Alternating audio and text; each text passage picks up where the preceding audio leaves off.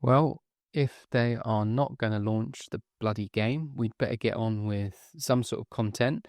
Um, welcome back to the Draft FC podcast website and YouTube channel dedicated to all things official Draft FPL. My name is Mitch, and I'm your host for another episode in our Road to Draft Day series 25-26. And in this episode, we will be having a look at some of the more high-profile transfers that have already happened this summer, and having a look at how they may impact our draft rankings. So this doesn't mean the 7 best transfers, as you'll hear me critique over the course of this episode, but simply looking at 7 of the more high-profile transfers because they will naturally be the players that a lot of us will be thinking about. Now, I'm recording this episode on Sunday, the 27th of July.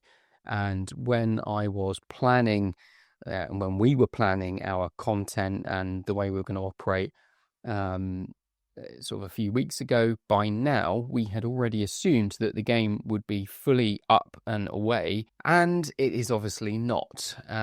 We are hoping, we've got everything crossed, that tomorrow it will come to life. We've had pretty much radio silence from FPL since the main game launched last Monday. Say some people trying to read into it that they were waiting a full week in order to get it out. I don't think there would have been any sort of planning to delay it a week. I don't think we've seen that in the past. And the way that the main game has been released has been shoddy, to say the least. Lots of problems with the interface and how it's working. So yeah, I wonder if actually they've just been scrambling around to try and make repairs and updates to the main game. We'll have to wait and see. So I'm not holding my breath. Others of the more optimistic end of the spectrum have been speculating that the delay is due to some updates to the draft game, based on a couple of the things that we can see by having a peek at the API behind the scenes. I'm not holding much hope that that is the case. We would, of course, welcome that. But yeah, I think beyond the changes to the point scoring this year, I don't think we're going to see a huge amount of difference to the draft game. But say, I would be delighted to be proven wrong on that front. So for those who are already signed up, you'll see that there isn't a huge amount going on with the members area of Draft FC, and that's because we are reliant on pulling a lot of the data from the main game. And then obviously until that happens, we can't do things such as getting the player list in so that I can get my rankings in and get the start to get the predicted lineups penciled in as well ahead of game week 1, which is nice to get in there too.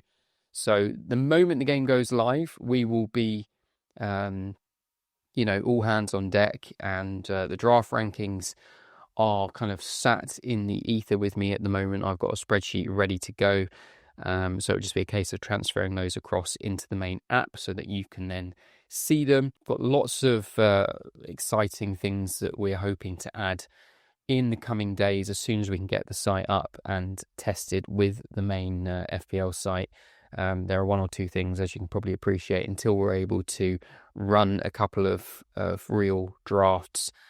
We can't fully test, and we also need to make sure that all of our endpoints match up with whatever FPL fiddle around with. And I know from what we've seen already that that isn't going to instantly be the case. So yeah, really optimistic, as you can tell. But once it's there, it'll be great. And we'll just hopefully just need to have a little bit of patience that it will be back just as soon as you know it. So until that point, I was hoping that all the content would then spill out once the game was up and running, but we're going to have to just crack on because I can't leave you guys waiting. And it's just, less than 3 weeks to go until game week 1. So we've got to cram it in now. So there'll be 2 episodes sort of forming a pairing on this part of the Road to Draft Day series, looking at some new transfers.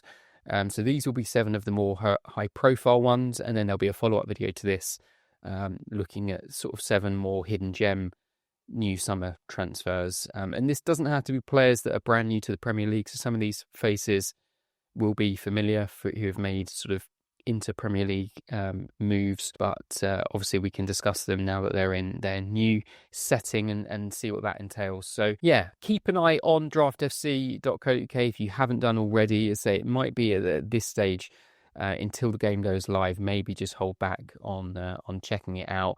One thing you can do if you did want to be keen and sign up straight away, whether that's with a pre-season pack or paying for a full season pass, is get into the Discord chat, which is exclusive for members. And whilst we are, twiddling our thumbs, you can at least get in there and chat all things draft with our growing community, with a whole host of experts in there beyond just what myself and the Draft FC team are able to contribute.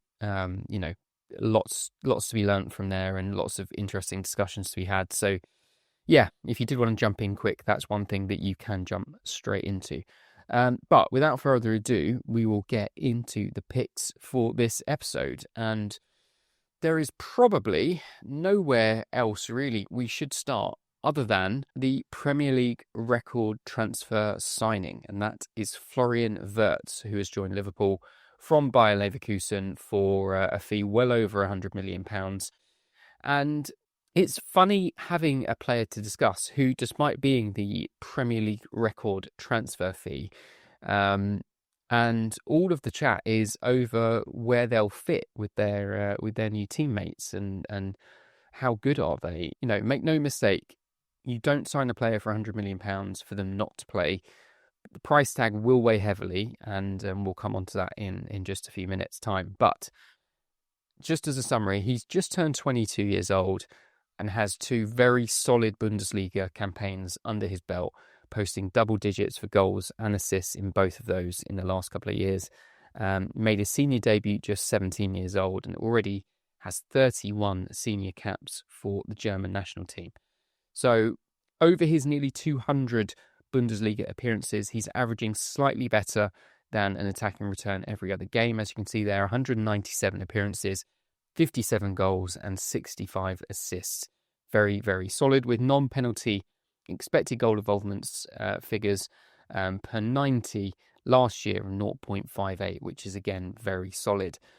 He's predominantly a creator, and the ceiling Liverpool will be hoping he can hit are the kind of relentless numbers we've seen from Kevin De Bruyne for Manchester City over the past decade or so. Now, I'm aware that is a very lofty name to chuck in amongst him at the moment, but when you sign for this kind of money, given what he does, that is what Liverpool will be hoping for.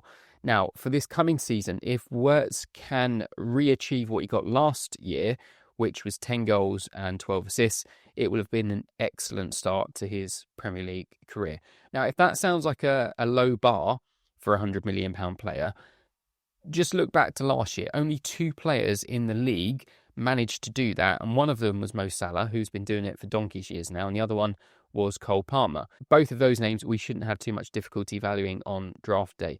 So if he was to get 10 goals and 12 assists, would firmly put him as a comfortable first-round pick. But we'll come on to that in just a minute as well.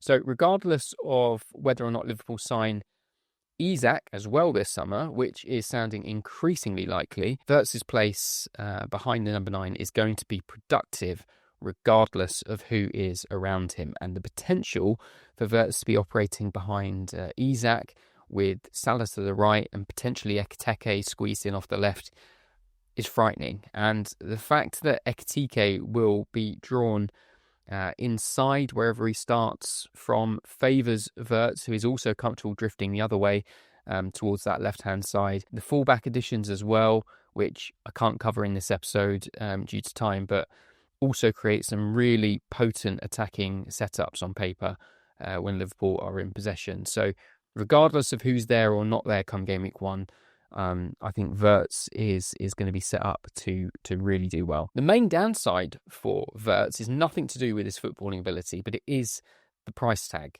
Now, because with that comes very high expectations and also, unfortunately, a track record, if we look around Europe over the last decade or so, of similar signings not really managing to live up to their hype. Think of the likes of Neymar to PSG, Coutinho to Barcelona, Joao Felix to Atletico Madrid, Hazard to Real Madrid, Grealish to Manchester City even. It's hard to justify any of these were appropriately valued at over £100 million when we look back and judge those stints in hindsight. To be honest, the sort of Moneyball approach to football simply doesn't support spending that kind of money on any individual players. But of course, the value also comes from potential longevity and also that star power and the revenue that that can bring into a football club. So it's not always just about goals and assists, but a few bad games and the headlines will be instantly referencing his price, with very few affording him any time to settle in. Personally, I am a big fan, and as you'll see in an upcoming video where I cover my top 20 rankings for this summer, he is firmly a first-round pick for me. Let's stick with Liverpool and move on to his teammate, new teammate, Hugo Ekitike. Another big arrival from the Bundesliga, which, by the way, has been a very safe pipeline for Liverpool in recent years. If we look at their starting 11 and even those who are on the substitute bench, Frimpong, Konate, Endo, Gravenberch, Szoboszlai, Wirtz, who we just mentioned, and now Ekitike, all coming from decent campaigns and decent stints in the Bundesliga. So the Liverpool scouts will seem fairly confident that they can extrapolate good performances in Germany into solid Premier League players. Now, Ekitike is a year older than Wirtz, but comes with much less experience and pedigree, which is probably reflected in the slightly cheaper price tag, though he's by no means cheap, with really only last season as a truly standout, eye-catching one before he's made this move. What a season it was, though. 15 goals and 8 assists. But more eye-catching is the underlying data beneath that, suggesting that that was actually an underperformance by around 8 goals. Now, big deviations from underlying data can still very much fall into the realm of variance, but you do have to question it, especially when it's 8 goals, because that is a lot. Is he actually world-class at getting into dangerous positions, but just a terrible finisher? If you watch the goals he has scored, you wouldn't think that.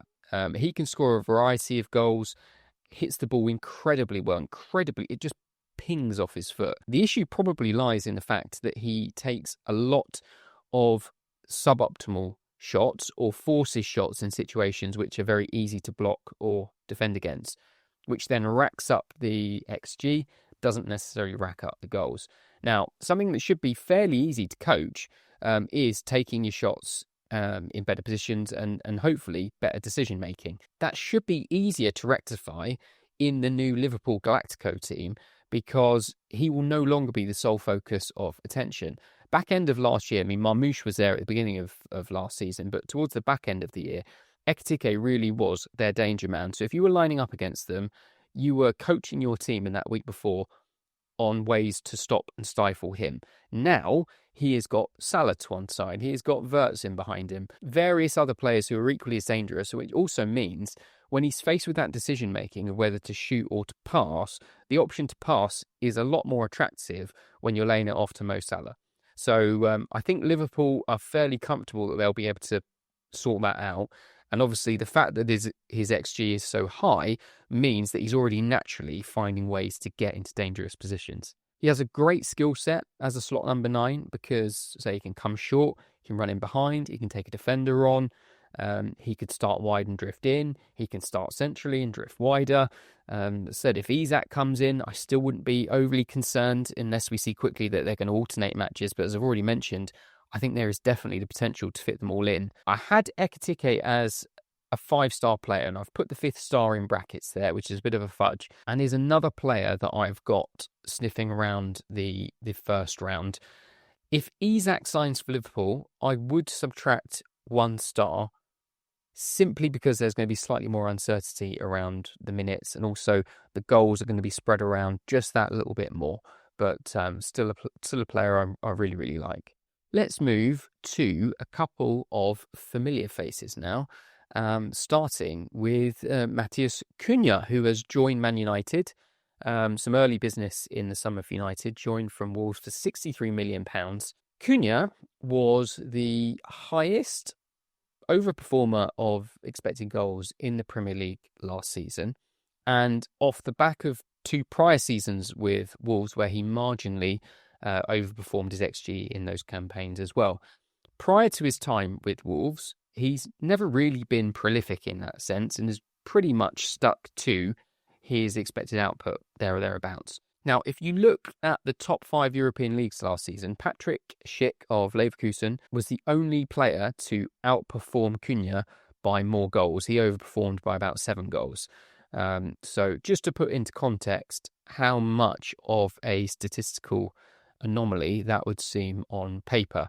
Now, if we take a step back and try and put that into context, if we look at the last few years of the Premier League, going back to 2021, 51 players have had a campaign where they've overperformed their XG by more than 3 goals. Only 6 players have managed to do that kind of overperformance twice.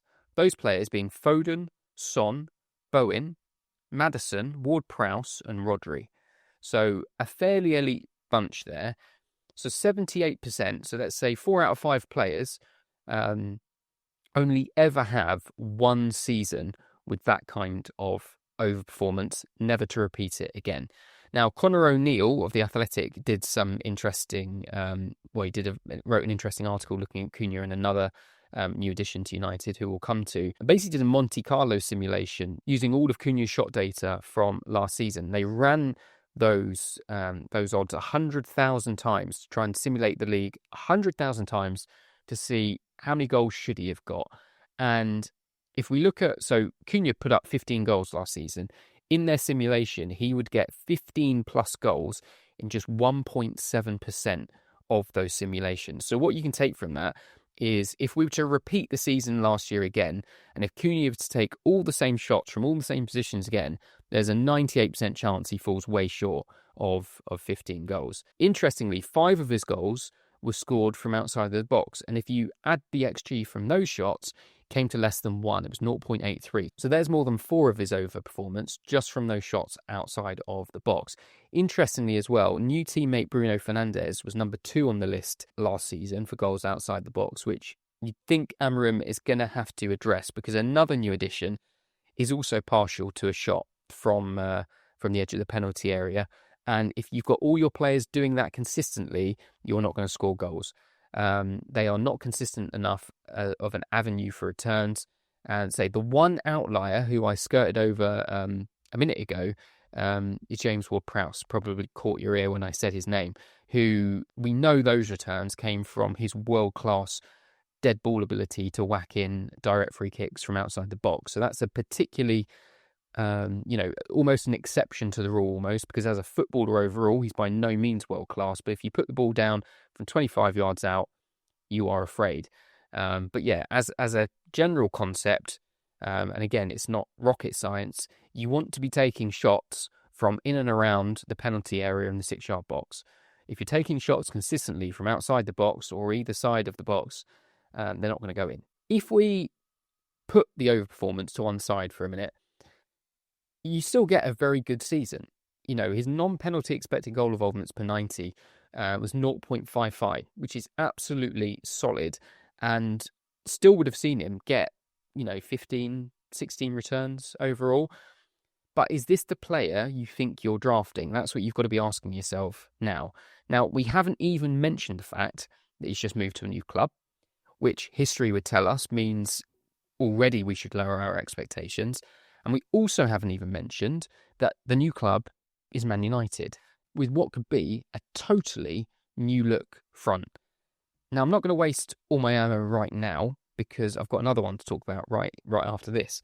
But I hope I'm conveying a distinct sense of trepidation here, and that's reflected by my 3-star rating. Now, reps as the number 9, however, could make him much more interesting, but there are still plenty of weeks left in the transfer window, and so far, I don't think there's anything to suggest he is going to be their number 9. But to be fair, we don't know exactly how United are going to shape up with their personnel, despite knowing pretty well how Amorim himself is going to set up.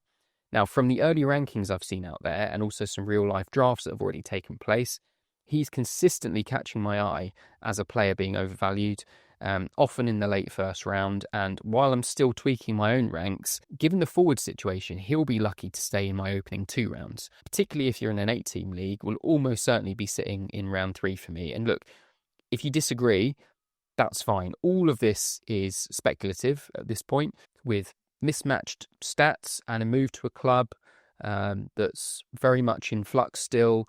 Nobody can pretend to know how this pans out. It essentially, but say for me, it essentially makes him a do not draft, because I can be pretty sure that in any sort of draft situation I find myself in, there will be others who rank him higher and therefore will take him before I even have a chance to consider him, which is fine. And these are the angles that we want to find and that we want to exploit, because that moves other players that we might like more just one spot closer to falling into our laps.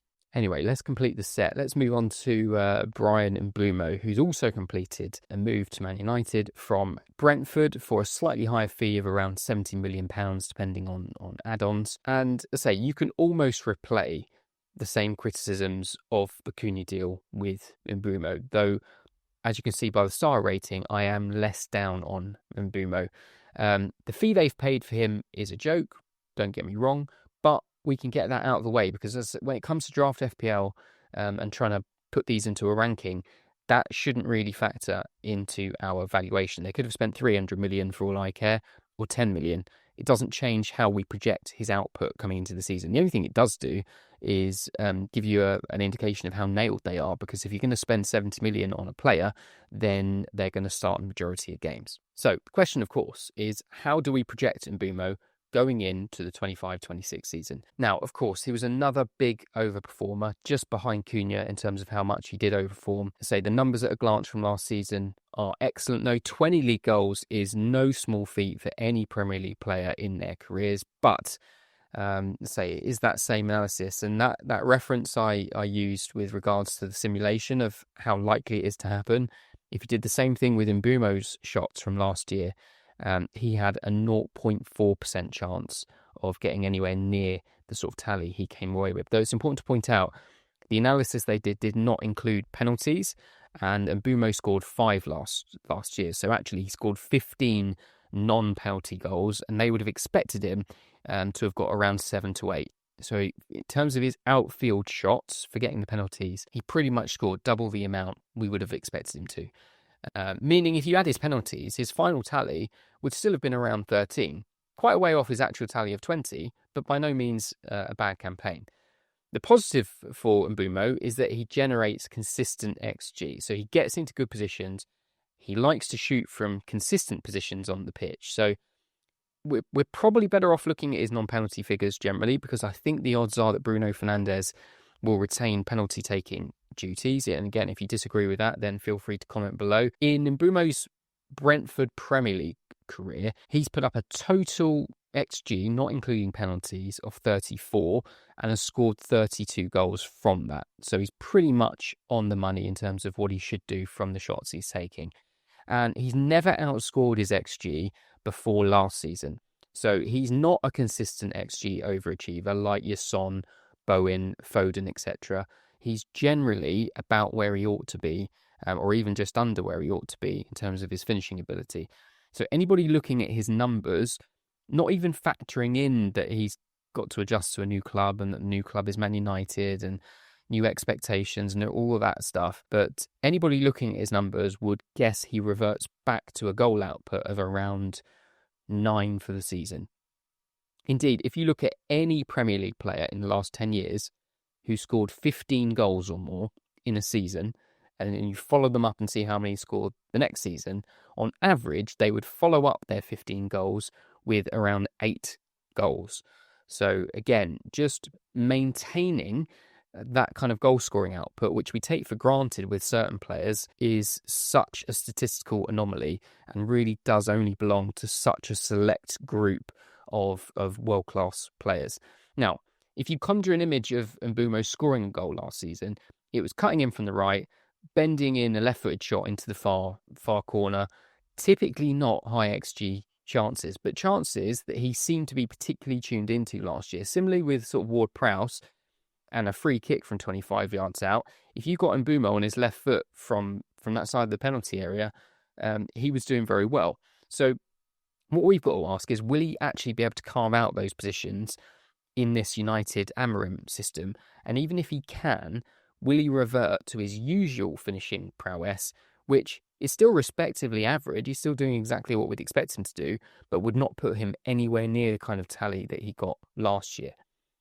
The final counter of support, and the thing that just nudges him slightly ahead on the star rating than Cunha for me, is his expected assist tally of just over 10 last season was also really good. A career best, obviously earned as part of a particularly efficient front three last season with Visser and Kevin Schade. But if United go into this season with Mbeumo, Cunha, Bruno Fernandes in the mix, regardless of who that number 9 might be, I would bank on him being able to put up similar underlying numbers at the very least. So you'll see my top 20 soon enough, but he'll be lucky to sneak in there. But one thing's for sure is I'm going to be taking him higher than Cunha if presented with the choice. Next, a player that will no doubt be gracing the Premier League end-of-season highlight reel is Ryan Cherki for Manchester City, signed from Lyon for the very low price of just £34 million.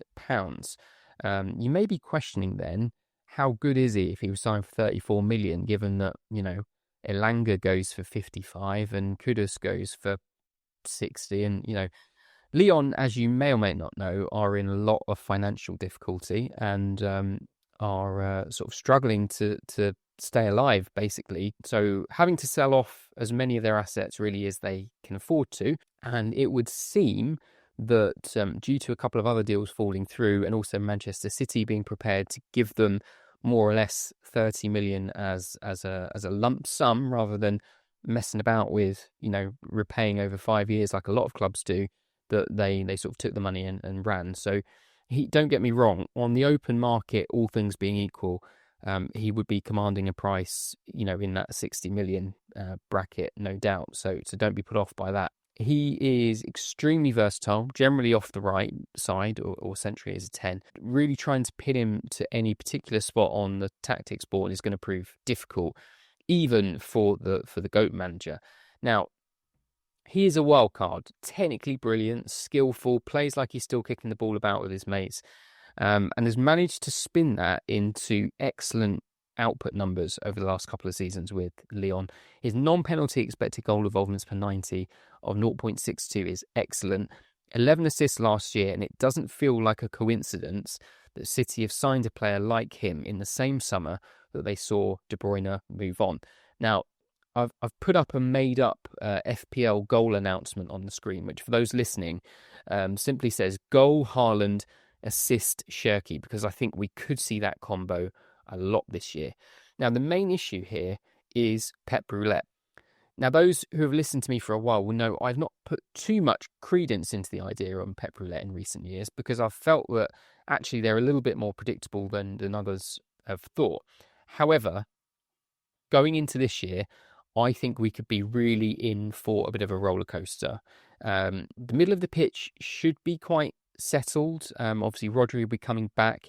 I think we'll be seeing a lot of Rangers as well. And obviously, Haaland doesn't have much to worry about there, but can also be rested at times for their cup games now, with Marmoush able to play there and others. But it's really all of the players around, and there are multiple combinations. Now, of course, for a Champions League team, having multiple options is needed, but I'm sure Manchester City will be looking to put their league form right this season and will be putting some extra focus on where they come in the league and will be trying to win the title ultimately. So how do you fit Cherki in on the pitch with, Marmoush, Doku, Savio, and most importantly, Phil Foden, who operates in a very similar role, has done in terms of the creativity and where he operates on the pitch over the last few years. Now, valuing Foden is possibly a video in itself, and a player I'm seeing going very low on some draft boards already.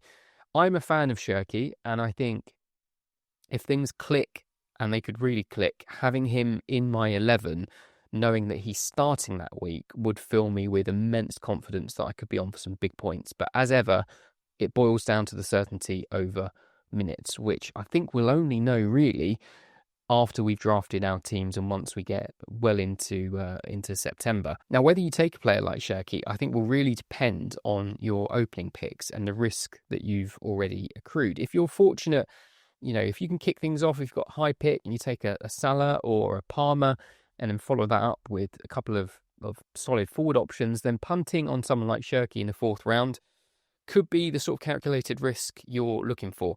If you kick things off slightly lower down the first round and get, some players that have been on the move, maybe Wirtz, maybe Joao Pedro, somebody like that, players in new situations, then you may be looking for a bit more dependability, maybe, dare I say, slightly more boring picks as you then enter the sort of third, fourth and fifth round. Now, we'll round things off with a couple more forwards and start with another player that we're familiar with, which is Joao Pedro, who has joined Chelsea from Brighton for around £60 million. Now, later this week, Draft FC Kieran and I will be sitting down to do a run-through of every Premier League team. And we'll have to settle in for Kieran when he talks about his favourite subject, which is Chelsea FC. And we can get his thoughts on this move in that episode. I'll say now, though, personally, and again, this has probably been evident in sort of prior rankings of mine, in prior pods of mine, if you've listened for a while, I'm not much of a fan. I've never really liked Joao Pedro. I don't really know what he is. Is he a forward? Is he a 10? Is he a winger? Is he a bit of everything? But then is he a jack of all, master of none? Bit of a utility player? I don't know. He is still very young, and I think we forget that because it feels like he's been around in the Premier League for a long time. Obviously, we started seeing him in his Watford days. The off-season, at least so far, is suggesting that he could be the starting number 9 for Chelsea come game week 1, with Delap then having to be a rotation option. We've never really seen Joao Pedro play a full season, and I don't think we're going to see the same again this year due to the volume of Cup and European games that he'll also have to rotate through as well. His injury history is not perfect, which means Chelsea will want to be careful with how much they play him or don't overplay him. But 60 million is about the going rate for a player of his calibre and relative youth. Brighton will have been delighted to extract decent value from him, considering the way things sort of soured towards the back end of the season, where it was frozen out for, don't really know the details, but being a bit of a twat on the training ground, essentially.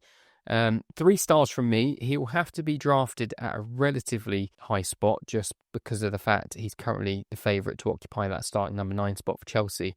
But I don't think he's good enough to really help Palmer carry the goal-scoring burden for that Chelsea team. And if he hits double-digit goals in the league again this year, because he got 10 last season, then I think we'd have said he's had a very good campaign. But it's just, how high can you invest a draft pick in a player that we can basically not bank on getting many more than 2,000 minutes in the leagues? It puts a big limit on things, and it means that no matter how well he's playing, you're still going to be capped off. That ceiling is still going to be relatively low. But you may want to hold off and wait and hear what Kieran says about that later in the week. And then last, but by no means least, we have got Victor Gyökeres, who has finally completed his move from Sporting Lisbon to Arsenal for a reported fee around £64 million, which I think is good business there. Yeah, he comes with excellent numbers. You'll struggle to find a player coming into the Premier League with better numbers than him. And so all you need to decide now, when putting your own draft ranking together, is how convinced are you that he can get anywhere near that in an Arsenal shirt? And when I say anywhere near that, can he even get to 50% of that? Because 68 goals and 17 assists in 66 league appearances is phenomenal, albeit in a league environment with a team set up to dominate the majority of their fixtures. The one thing you can say to be slightly more reassuring on that front is that when they're not playing in the league, they're also playing in the Champions League, and of which we saw him do very well. Indeed, certain English fans may have been pretty impressed with his display against them last season. So we've seen him do it on that stage, and we've also seen him do it in the Championship, which is also not to be sniffed at. I mean, the goal tally was nowhere near what that is, but it at least shows an ability to survive in what is a pretty tough league, and what is the best secondary league in Europe. So, what's he like as a player? Despite the elite numbers, he's not just a box-hogging poacher. He likes to progress the ball, he likes to dribble, can drop in between the lines, linking play. It obviously goes without saying he's a good finisher, but as his XG stats show, he's very good at finding chances full stop. It doesn't matter how lethal you are. If you're not getting opportunities, you're not going to succeed. And in a team like Arsenal, who are set up to be patient and construct high-quality shooting opportunities, it should be a match made in heaven. Now, to illustrate the point, if we look at the Premier League teams and their sort of XG per shot from last season, in other words, what's the sort of given XG of any random shot that a player takes from that team last year, we can basically judge the quality of those chances. Interesting, Brentford finished top of that chart last season. So on average, their XG per shot was 0.13. Arsenal were well up there in fifth, not far behind with 0.11. They do fall short, however, in the shot volume, which is, of course, very relevant because you can create some very high-quality chances, but if you're not making enough of them, again, you're not going to score enough goals. That could possibly speak to their long-term lack of an out-and-out number 9. So if he's going to come in and be successful, they will need to tweak their system around him and try and get him into good shooting positions. Now, it's a 5-star move for me as a draft manager because I expect him to play a lot of minutes for Arsenal this season. The external pressures on Arteta, I don't think would really allow it to go any other way. Now they've got what everyone's been crying out for. They've got that number 9. So if he went and bought him and then didn't play him, then he really would be crucified. And we know that if he gets chances, he'll score. And we can virtually guarantee he will get chances.